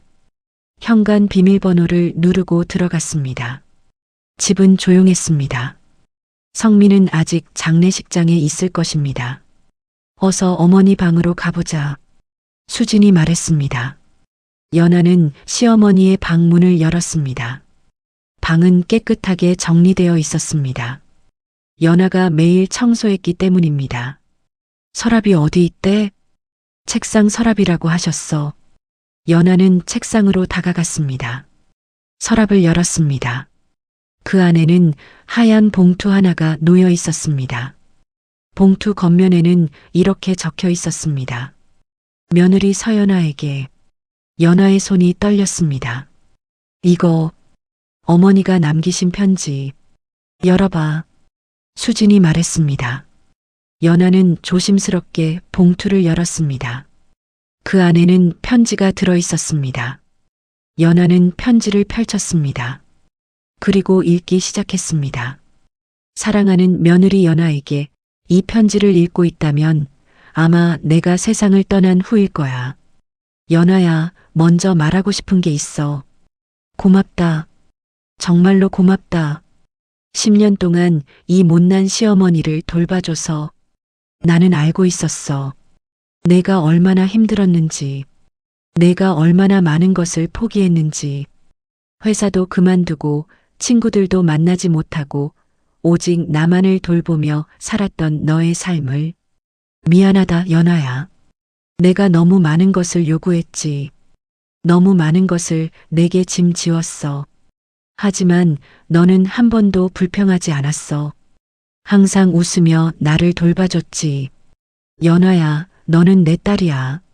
진짜 딸보다 더 나은 딸이야. 성준이도 내 아들이지만 솔직히 말하면 성준이는 나를 사랑한 게 아니라 내 재산을 사랑했어. 그건 내가 다 알고 있었어. 성준이가 중국에 있을 때 한 번도 전화 안 했어. 돈이 필요할 때만 연락했지. 하지만 너는 달랐어. 너는 진심으로 나를 돌봐줬어. 그래서 나는 결정했어. 내 재산을 너에게 남기기로. 연아야, 놀라지 마. 이건 내가 깊이 생각한 결정이야. 내 통장, 부동산, 모든 것을 너에게 남길 거야. 성민이에게는 미안하지만 성민이는 이미 충분히 벌고 있어. 그리고 나를 돌본 건 성민이가 아니라 너였어. 성준이에게는 미안하지만 아무것도 남기지 않을 거야. 그 아이는 이미 충분히 받았어. 내가 살아있을 때 충분히 도와줬거든. 연아야, 내 재산을 받으면 성준이와 친척들이 가만히 있지 않을 거야. 그들은 내가 나를 속였다고 할 거야. 내가 재산을 노렸다고 할 거야. 하지만 신경 쓰지 마. 그건 사실이 아니니까. 나는 변호사를 통해 유언장을 작성했어. 정민수 변호사님이야. 번호는 편지 뒤에 적어뒀어. 변호사님이 모든 것을 처리해 줄 거야. 연아야, 부탁이 있어. 내 재산을 받으면 그걸로 내 인생을 살아. 내가 하고 싶었던 일들을 해. 10년 동안 나를 위해 희생한 내 시간을 이제는 너를 위해 써. 그리고 가끔, 아주 가끔이라도 이 못난 시어머니를 기억해줘. 사랑한다, 연아야. 너는 내가 만난 최고의 며느리였어. 아니, 최고의 딸이었어. 시어머니 박순자 올림. 편지를 다 읽은 연아는 눈물을 흘렸습니다. 어머니, 수진도 옆에서 함께 편지를 읽고 있었습니다. 연아야, 이거, 수진의 목소리도 떨렸습니다. 시어머니께서 너한테 모든 재산을 남기셨어. 수진아, 나, 연아는 말을 잇지 못했습니다. 연아야, 이제 알겠어? 시어머니는 다 알고 계셨어. 내가 얼마나 헌신했는지. 수진이 연아를 안았습니다. 그리고 성준이 그 자식이 얼마나 나쁜 놈인지도. 하지만 이걸 성준 씨가 알면 알아야지. 당연히 알아야 해. 수진이 단호하게 말했습니다. 연아야, 이건 내가 정당하게 받을 권리가 있는 거야. 10년 동안의 헌신에 대한 정당한 대가라고. 하지만이 뭐야? 연아야, 내가 뭘 잘못했어? 넌 10년 동안 최선을 다했어. 수진이 소리쳤습니다. 그런데 오늘 장례식장에서 쫓겨났잖아. 그게 말이 돼? 안 돼. 절대 안 돼. 너는 내가 받을 걸 받아야 해. 수진의 말에 연아는 고개를 끄덕였습니다. 편지 뒤에 변호사 번호가 있대. 내일 전화해봐야겠다. 연아가 편지를 뒤집었습니다. 거기에는 정민수 변호사의 이름과 전화번호가 적혀 있었습니다. 내일 아침에 바로 전화할게. 그래. 그리고 이 편지는 잘 보관해. 증거가 될 수도 있어. 수진이 말했습니다. 연아는 편지를 조심스럽게 봉투에 넣었습니다. 그리고 자신의 가방에 넣었습니다. 이제 어디 가지? 수진이 물었습니다. 우리 집에 가자. 오늘은 우리 집에서 자. 고마워, 수진아. 친구 좀 됐다. 10년 동안 고생한 내 친구 집에서 하룻밤 재워주는 게 뭐가 대수야. 둘은 아파트를 나왔습니다. 그리고 수진의 집으로 향했습니다. 차 안에서 연아는 창밖을 바라보았습니다. 11월의 밤은 차가웠습니다. 하지만 연아의 가슴은 이상하게 따뜻했습니다. 시어머니가 자신을 사랑했다는 것, 그리고 자신의 헌신을 알아주었다는 것, 그것만으로도 충분했습니다. 어머니, 감사합니다. 연아는 작게 중얼거렸습니다. 그날 밤 연아는 수진의 집에서 잠을 청했습니다. 하지만 잠이 오지 않았습니다. 내일 변호사를 만나면 어떻게 될까? 유원장은 정말 유효할까? 성준과 성민은 어떻게 반응할까? 수많은 생각이 머릿속을 맴돌았습니다. 하지만 한 가지는 확실했습니다. 이제 그녀는 혼자가 아니었습니다. 시어머니가 하늘에서 그녀를 지켜보고 있었습니다. 그리고 그것만으로도 충분했습니다. 11월 14일, 발인을 하루 앞둔 날, 연아는 정민수 변호사 사무실에 있었습니다. 서연아 부인이시죠? 50대 중반의 정민수 변호사가 악수를 청했습니다. 네, 그렇습니다. 앉으시죠. 고인께서 많은 말씀을 하셨습니다. 변호사는 파일을 꺼냈습니다. 박순자 여사께서는 2년 전 유언장을 작성하셨습니다. 그리고 저를 유언 집행자로 지정하셨죠. 2년 전이요? 네. 뇌졸중을 겪으신 직후였습니다. 그때 고인께서 저를 찾아오셨어요. 변호사는 유언장을 꺼냈습니다. 고인의 뜻은 명확합니다. 모든 재산을 며느리인 서연아 씨에게 남긴다는 것이죠. 변호사님, 이게 정말 법적으로 유효한 건가요? 연아가 조심스럽게 물었습니다. 물론입니다. 공증을 받았고 증인도 2명이 있습니다. 법적으로 완벽하게 유효한 유언장입니다. 재산이 얼마나 되나요? 강남 아파트 한 채, 시가 약 15억 원. 그리고 예금과 주식 등을 합쳐 약 8억 원. 총 23억 원 정도 됩니다. 연하는 숨이 막혔습니다. 23억. 그녀가 평생 벌어도 모을 수 없는 돈이었습니다. 하지만 변호사님, 성민 씨와 성준 씨가 가만히 있지 않을 것 같아요. 예상합니다. 하지만 법적으로 문제 없습니다. 유언장은 유효하고 고인의 의사는 명확했습니다. 변호사는 서류를 연하에게 건넸습니다. 이건 유언장 사본입니다. 잘 보관하세요. 그리고 내일 발인 전에 유언장을 공개하겠습니다. 내일요? 네. 고인께서 그렇게 원하셨습니다. 장례식이 끝나기 전에 유언장을 공개하라고 하셨어요. 하지만 장례식장 분위기가 걱정하지 마세요. 제가 있을 겁니다. 그리고 법적으로 문제 없으니 당당하세요. 변호사의 말에 연하는 고개를 끄덕였습니다. 다음 날 11월 15일 발인 당일 연하는 검은 정장을 입고 장례식장으로 향했습니다. 옆에는 정민수 변호사가 함께였습니다. 긴장하지 마세요. 제가 다 처리하겠습니다. 감사합니다, 변호사님. 오후 2시 장례식장에 도착했습니다. 22. 계속. 오전 1052. 빈소에는 이미 많은 사람들이 모여 있었습니다. 발인을 준비하고 있었습니다. 연하가 들어서자 모든 사람의 시선이 그녀에게 쏠렸습니다. 저 여자 왜 다시 왔어? 뻔뻔하게. 어제 쫓겨나지 않았나? 수군거림이 일었습니다.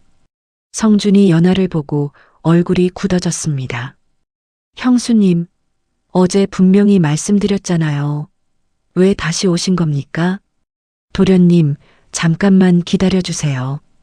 연하가 차분하게 말했습니다. 기다려요?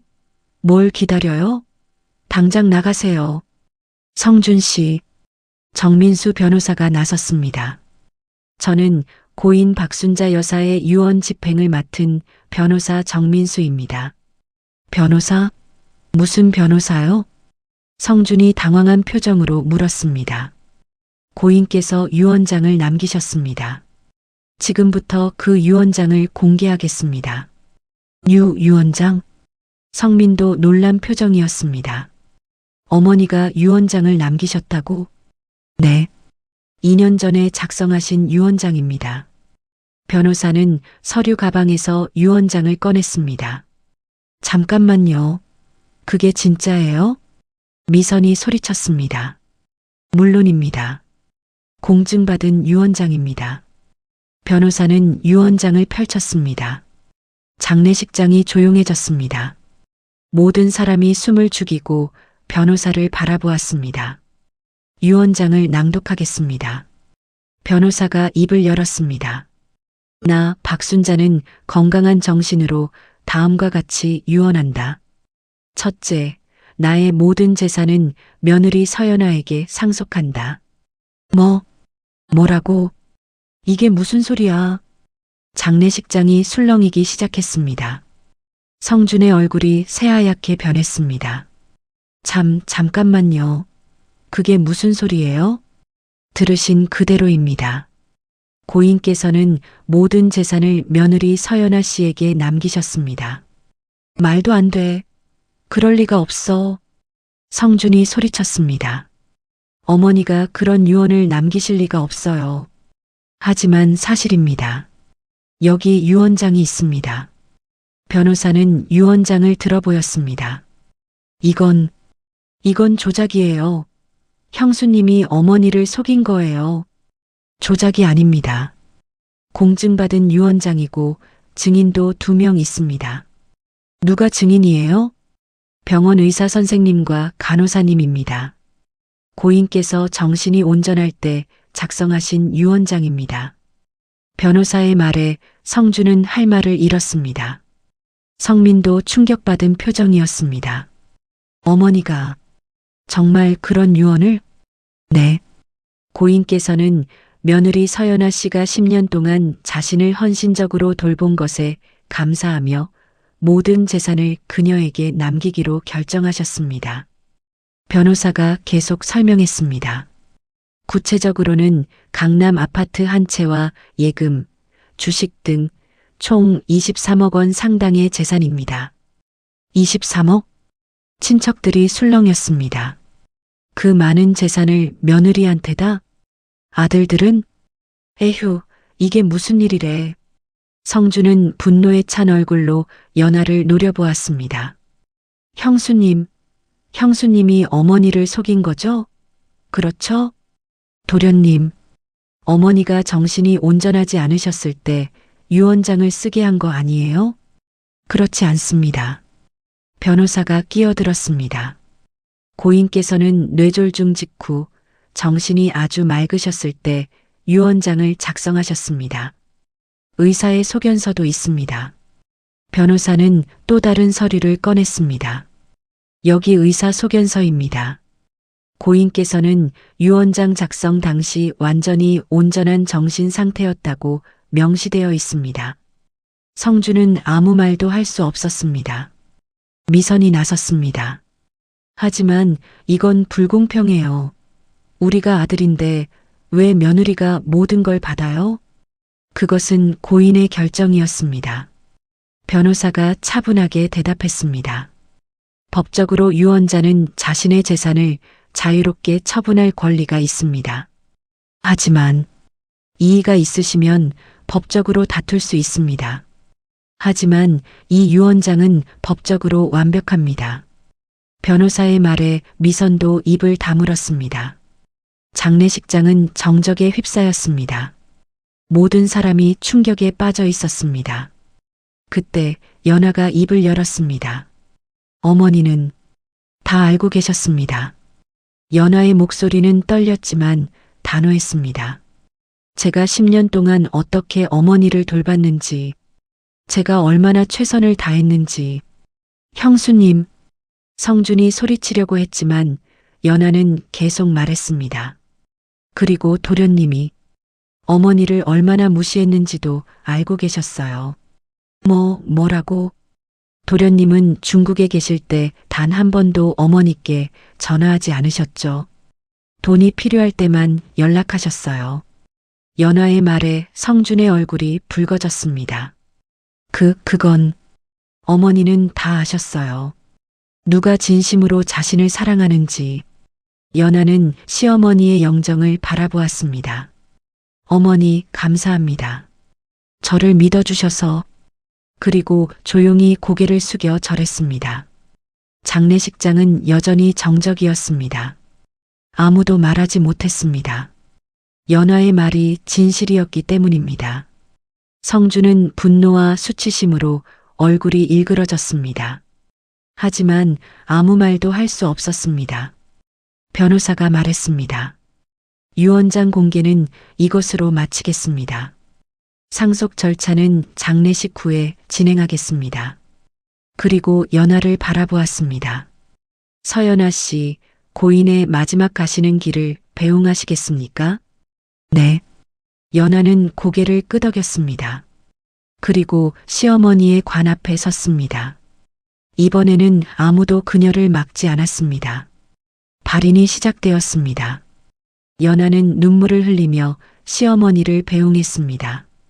어머니, 편히 가세요. 그것이 그녀가 시어머니에게 할 수 있는 마지막 인사였습니다.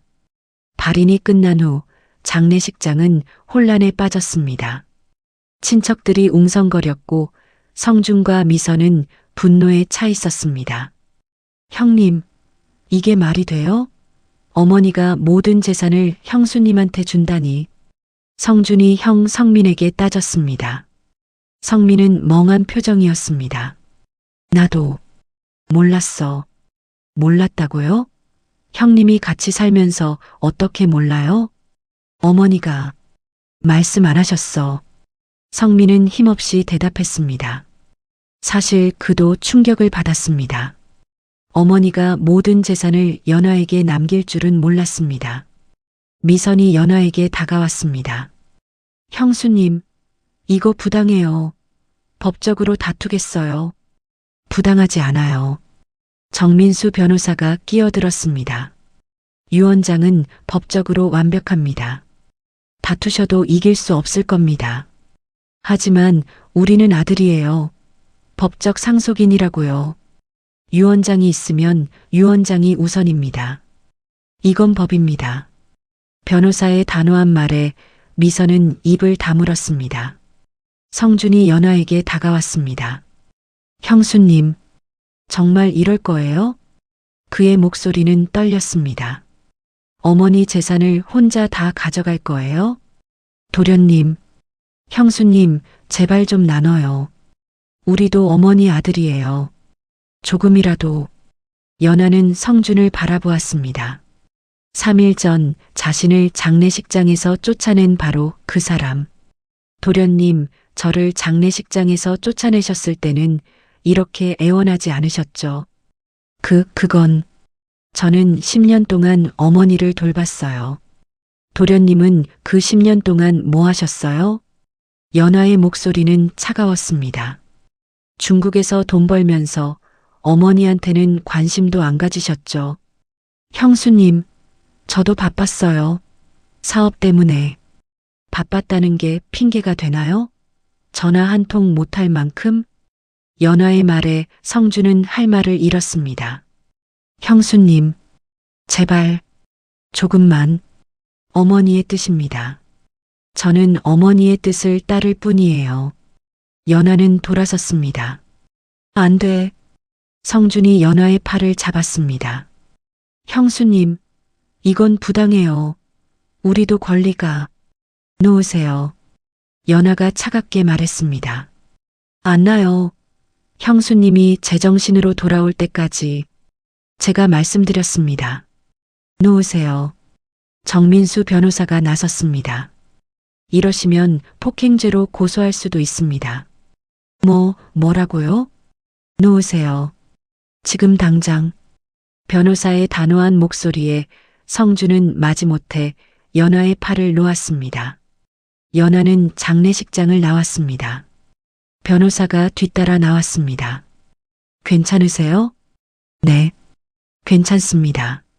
앞으로도 저런 일이 있을 수 있습니다. 각오하세요. 알고 있어요. 연하는 고개를 끄덕였습니다. 변호사님, 상속 절차는 언제 시작하나요? 일주일 후부터 시작할 수 있습니다. 필요한 서류들을 준비해 주세요. 알겠습니다. 그리고 변호사가 잠시 망설이다가 말했습니다. 고인께서 당신에게 전하라는 말씀이 있었습니다. 어머니가요? 네. 연하야, 이제는 내 인생을 살아. 행복하게 살아. 라고 하셨습니다. 연하의 눈에서 눈물이 흘러내렸습니다. 어머니, 고인께서는 당신을 정말 사랑하셨습니다. 제가 유언장을 받을 때도 당신 얘기만 하셨어요. 변호사의 말에 연하는 더 이상 눈물을 참을 수 없었습니다. 감사합니다, 변호사님. 천만에요. 제가 할 일을 했을 뿐입니다. 변호사는 연하에게 명함을 건넸습니다. 필요한 게 있으면 언제든 연락하세요. 제가 도와드리겠습니다. 감사합니다. 연하는 명함을 받았습니다. 그리고 장례식장을 뒤로하고 걸어갔습니다. 뒤에서 성준의 목소리가 들렸습니다. 형수님, 우리 이대로 안 끝나요. 기억하세요. 하지만 연하는 돌아보지 않았습니다. 그저 앞을 향해 걸어갔습니다. 11월에 차가운 바람이 불었지만 연하의 가슴은 따뜻했습니다. 시어머니가 자신을 사랑했다는 것, 그것만으로도 충분했습니다.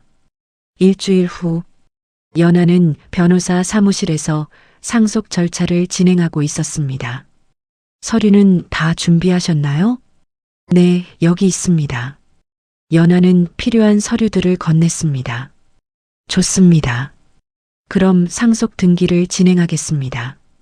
변호사가 서류를 확인했습니다. 바로 그때 사무실 문이 벌컥 열렸습니다. 잠깐, 성준이었습니다. 그의 옆에는 변호사로 보이는 남자가 있었습니다. 저는 박성준의 변호인 김철수 변호사입니다. 무슨 일이십니까? 정민수 변호사가 물었습니다. 유 원장의 이의를 제기하러 왔습니다. 김철수 변호사가 서류를 꺼냈습니다. 박순자 여사의 유 원장은 무효입니다. 무효? 무슨 근거로? 고인께서 유 원장을 작성하실 당시 정신이 온전하지 않았습니다. 뇌졸중 직후였고 판단력이 흐려진 상태였습니다. 그렇지 않습니다. 의사 소견서가 있습니다. 정민수 변호사가 반박했습니다. 그 의사 소견서도 조작되었을 가능성이 있습니다. 조작? 무슨 근거로 그런 말을 하십니까? 며느리 서연아 씨가 고인을 조종했을 가능성이 있습니다. 10년 동안 고인을 간병하면서 재산을 노렸을 수 있습니다. 김철수 변호사의 말에 연하는 충격을 받았습니다. 그건 사실이 아니에요. 증명할 수 있습니까? 저는 어머니를 진심으로. 진심? 그걸 어떻게 증명하죠? 김철수 변호사가 비웃었습니다. 정민수 변호사가 나섰습니다. 김 변호사님, 그런 식으로 나오시면 곤란합니다. 유 원장은 법적으로 완벽하고 고인의 의사는 명확했습니다. 하지만 상속인들의 유류분 권리는 어떻게 하시겠습니까? 유류분? 네. 법적 상속인에게는 최소한의 상속분을 받을 권리가 있습니다. 유언으로도 이를 완전히 박탈할 수는 없습니다. 김철수 변호사의 말에 정민수 변호사는 잠시 침묵했습니다. 그 부분은 협의할 수 있습니다. 협의가 아니라 법적 권리입니다. 박성준 씨와 박성민 씨는 각각 유류분을 청구할 권리가 있습니다. 성준이 나섰습니다. 형수님, 우리 합의하죠. 재산의 절반만 주세요. 그럼 우리도 더 이상 문제 삼지 않겠어요. 절반이요? 연하가 놀라서 물었습니다. 네. 23억의 절반, 약 11억 원. 그 정도면 공평하지 않아요? 하지만 어머니는 정신이 온전하지 않으셨어요. 뇌졸중 직후였다고요. 성준이 소리쳤습니다. 그렇지 않아요. 어머니는. 형수님. 성준이 연하에게 다가왔습니다. 형수님이 고집부리면 우리도 끝까지 갈 겁니다. 법정에서 봅시다. 법정에서 보면 어떻게 되는데요? 정민수 변호사가 물었습니다. 유 원장 무효 소송을 제기하겠습니다. 그리고 재산 분할 소송도 하고요. 김철수 변호사가 대답했습니다. 소송하시죠. 하지만 이길 수 없을 겁니다. 그건 해봐야 알 일 아닙니까? 두 변호사가 서로를 노려보았습니다. 연하는 혼란스러웠습니다. 법정 싸움. 그것은 그녀가 원하는 게 아니었습니다. 잠깐만요. 연하가 말했습니다. 저는 어머니의 뜻을 따르고 싶어요. 하지만 법정까지 가고 싶지는 않아요. 그럼 어떻게 하시겠습니까? 정민수 변호사가 물었습니다. 연하는 잠시 생각했습니다. 그리고 입을 열었습니다. 유류분. 법적으로 얼마나 되나요? 약 7억 원 정도입니다. 박성준 씨와 박성민 씨가 각각 3억 5천만 원씩 받을 수 있습니다. 그럼 그 정도만 드릴게요. 연하의 말에 성준이 발끈했습니다. 7억? 턱도 없어요. 최소한 절반은. 도련님. 연하가 성준을 똑바로 쳐다보았습니다. 이건 법적 권리예요. 법이 정한 최소한의 금액이고요. 더 원하시면 법정에서 싸우시죠. 하지만 이길 수 없을 거예요. 연하의 단호한 목소리에 성준은 할 말을 잃었습니다. 김철수 변호사가 성준에게 속삭였습니다. 박 선생님, 받아들이는 게 나을 것 같습니다. 소송하면 시간도 오래 걸리고 이길 보장도 없습니다. 하지만 유류분이라도 확실히 받는 게 낫습니다. 성주는 이를 갈았습니다. 하지만 선택의 여지가 없었습니다. 알겠습니다. 유류분만 받겠습니다. 현명한 선택입니다. 정민수 변호사가 말했습니다. 그럼 유류분 지급 합의서를 작성하겠습니다. 합의서 작성이 시작되었습니다. 성주는 연하를 원망스러운 눈으로 쳐다보았습니다. 형수님, 기억하세요.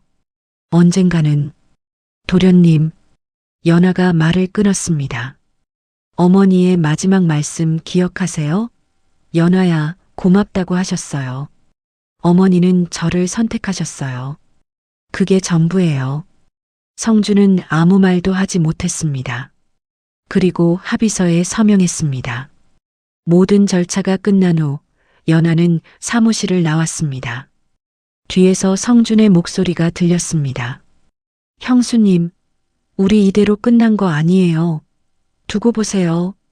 하지만 연하는 대답하지 않았습니다. 그저 걸어갔습니다.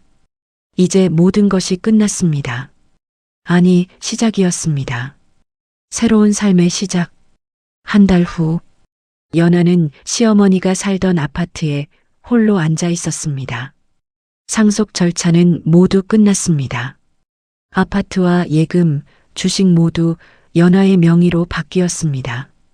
성준과 성민에게는 유류분으로 각각 3억 5천만 원씩 지급했습니다. 그들은 돈을 받고 더 이상 연락하지 않았습니다. 성민과는 이혼 절차를 밟고 있었습니다. 여보, 우리 다시 생각해 볼 수 없을까? 성민이 전화로 말했습니다. 안 돼요. 우리는 끝났어요.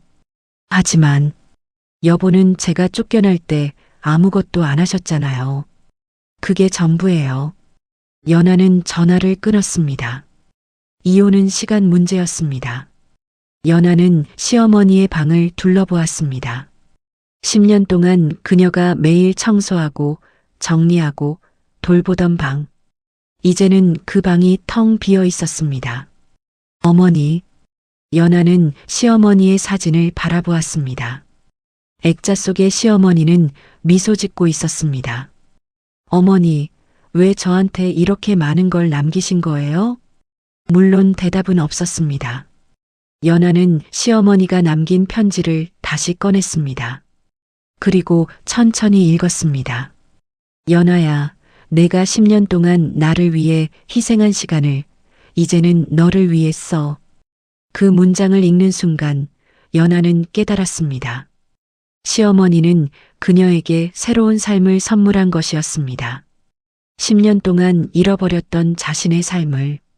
어머니, 감사합니다. 연하는 눈물을 흘렸습니다. 하지만 이번의 눈물은 슬픔이 아니었습니다. 감사함이었습니다. 그날 저녁 연하는 수진을 만났습니다. 연하야, 어때? 이제 좀 괜찮아? 응, 많이 좋아졌어. 이혼은 다음 달에 완료될 것 같아. 그래, 그게 나을 거야. 그 남자는 너한테 맞지 않아. 수진이 연하의 손을 잡았습니다. 연하야, 이제 뭐 할 거야? 잘 모르겠어. 10년 동안 나를 위한 삶을 안 살았으니까. 그럼 천천히 찾아봐. 하고 싶었던 거, 가고 싶었던 곳 다 해봐. 응. 연하는 고개를 끄덕였습니다. 참, 회사는 어떻게 할 거야? 아직 결정 안 했어. 굳이 일 안 해도 될 것 같긴 한데. 그래도 뭔가 해야 하지 않을까? 매일 집에만 있으면 답답할 것 같은데. 그것도 그렇네. 연하는 생각했습니다. 자신이 정말 하고 싶은 일이 뭘까? 수진아, 나 봉사활동 같은 거 해볼까? 봉사활동? 응. 나처럼 시어머니 돌보는 며느리들 돕는 일. 그런 거. 연하의 말에 수진이 눈을 반짝였습니다. 좋은 생각이다. 너 경험이 많잖아. 응. 10년 동안 배운 게 많으니까. 그걸 다른 사람들한테 나눠줄 수 있을 것 같아. 그래, 그거 진짜 좋은 것 같은데? 수진이 격려했습니다. 그리고 말야, 내가 받은 재산 중 일부로 재단 같은 거 만들어봐. 간병인들 지원하는 거. 재단? 응. 시어머니 돌보는 며느리들이나 가족 간병하는 사람들 지원하는 재단. 어때? 연하는 잠시 생각했습니다. 그리고 고개를 끄덕였습니다. 좋은 생각이야. 어머니도 그걸 원하셨을 것 같아. 그렇지. 시어머니께서도 기뻐하실 거야. 두 사람은 웃었습니다. 그날 밤 연하는 새로운 계획을 세웠습니다. 재단을 만들고 간병인들을 돕고 자신의 경험을 나누는 일. 그것이 시어머니에게 보답하는 길이라고 생각했습니다. 다음 날 연하는 정민수 변호사를 찾아갔습니다. 변호사님, 재단 설립 도와주실 수 있으세요? 재단이요? 네. 간병인들을 돕는 재단이요. 연하는 자신의 계획을 설명했습니다. 변호사는 고개를 끄덕이며 들었습니다. 좋은 계획입니다. 고인께서도 기뻐하실 겁니다. 감사합니다. 도와주시겠어요? 물론입니다. 제가 도와드리겠습니다. 그렇게 연하의 새로운 삶이 시작되었습니다. 재단 설립 준비를 하고 봉사활동 계획을 세우고 새로운 사람들을 만났습니다. 10년 만에 처음으로 연하는 자신을 위한 삶을 살기 시작했습니다. 그리고 그 모든 것이 시어머니 덕분이라는 것을 잘 알고 있었습니다. 어머니, 잘 지켜봐 주세요. 제가 열심히 살게요. 연하는 매일 시어머니의 사진 앞에서 기도했습니다. 그리고 시어머니는 하늘에서 미소 지으며 그녀를 지켜보고 있었습니다.